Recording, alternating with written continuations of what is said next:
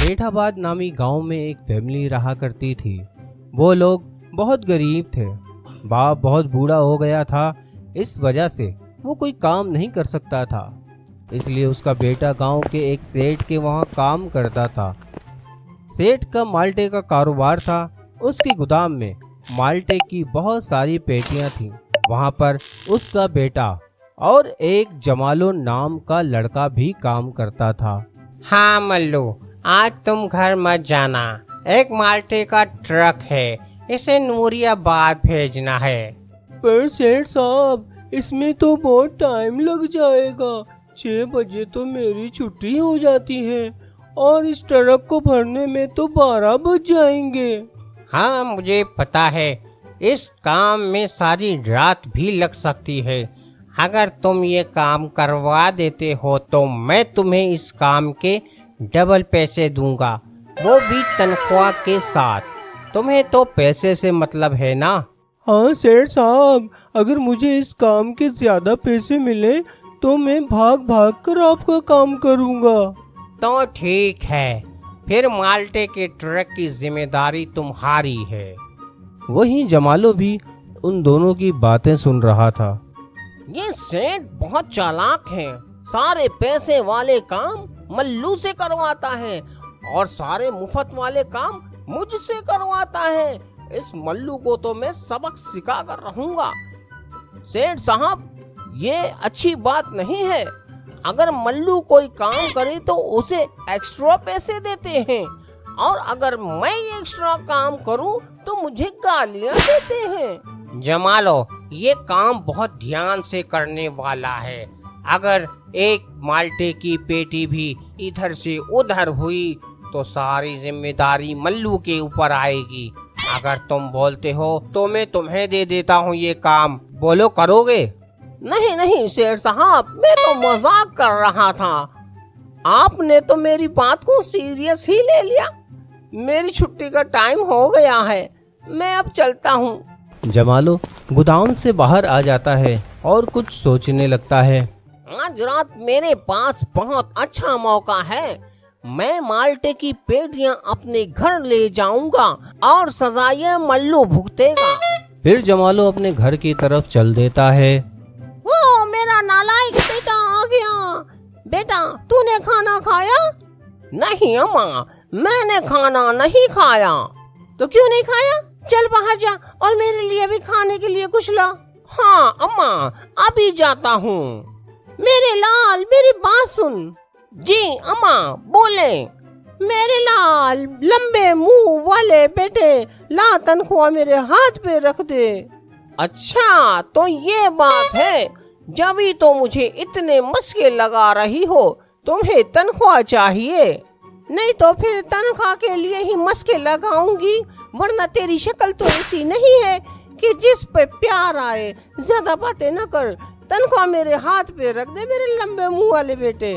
अम्मा, ज्यादा परेशान ना हो, तुझे तनख्वाह भी मिल जाएगी और आज रात 2 माल्टे की पेटियां भी मिल जाएंगी। तू सच कह रहा है? तू सच में इस बूढ़ी माँ को 2 माल्टे की पेटियां ला के देगा? हाँ भाई हाँ, तुझे रात में 2 पेटियां माल्टे की ला दूंगा। फिर जमालो अपने दोस्त के पास जाकर उससे कहता है। बोल भाई, कैसे आ गया? आज यकीनन कोई ना कोई काम होगा तुझे। ओए, बकवास ना कर, तेरे फायदे की बात करने आया हूँ। अच्छा चल बता, पहली बार मेरे फायदे की बात कर रहा है। अच्छा, तो मेरी बात सुन, तुझे माल्टे खाने हैं? हाँ भाई, खाने हैं ना। बता, तू खिलाएगा? चल फिर फटाफट चल, मल्लू माल लोड कर रहा होगा। हम दोनों मौका देखकर वहाँ से 4 माल्टे की पेटियां उठा लेंगे। फिर वो दोनों चुपके से गोदाम में चले जाते हैं और फिर मौका देखकर माल्टे की पेटी लेकर गोदाम से जाने लगते हैं। तो मल्लू उसे देख लेता है और जमालो को भी शक हो जाता है कि मल्लू ने उसे देख लिया है। यार, ये जमालो है, मगर ये इस टाइम यहाँ क्या करने आया है? मुझे कुछ गड़बड़ लग रही है। अबे यार, उस मल्लू ने हम दोनों को देख लिया है। अब तो हम दोनों की खैर नहीं। अब वो खड़ूस सेठ हमें नहीं छोड़ेगा। ओ यार जमालो कुछ सोच। हाँ हाँ रुक, मुझे कुछ सोचने दे। फिर जमालो सोचने लगता है तो उसके दिमाग में एक आइडिया आता है। वो मल्लू के घर के बाहर आते हैं और वहां पर गड्ढा खोद कर माल्टे की एक पेटी उस गड्ढे में डाल देते हैं और वहां से चले जाते हैं। अगले दिन सेठ को फोन आता है और वो शिकायत करने लगता है कि 4 माल्टे की पेटियां गायब हैं। सेठ गोदाम पर जाकर सबको वहां जमा कर लेता है और कहता है, कल जो माल्टे का ट्रक गया है उसमें 4 पेटियां गायब हैं। इससे पहले कि मल्लू जमालो के बारे में सेठ को कुछ बताता, जमालो सेठ से कहता है, सेठ साहब मुझे पता है माल्टे की पेटियां कहाँ हैं। कहाँ है माल्टे की पेटियां? सेठ साहब माल्टे की पेटियां इस मल्लू ने चोरी की हैं।